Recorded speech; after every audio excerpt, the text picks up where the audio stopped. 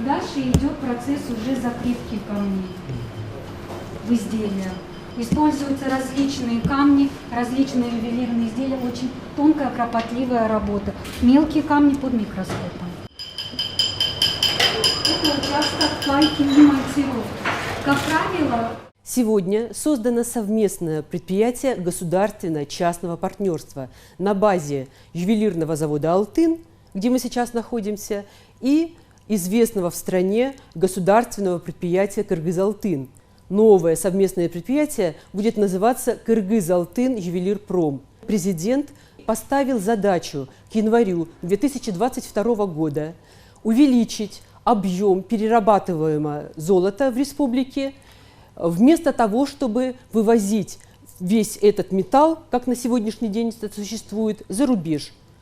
Поэтому для этой цели будет закуплено новое оборудование, созданы новые рабочие места, и планируется увеличение этих рабочих мест до 5000 человек. Основное преимущество того, что мы будем вывозить переработанное золото на территории республики за границу, даст Кыргызстану дополнительные налоги, дополнительные рабочие места, дополнительные социальные отчисления.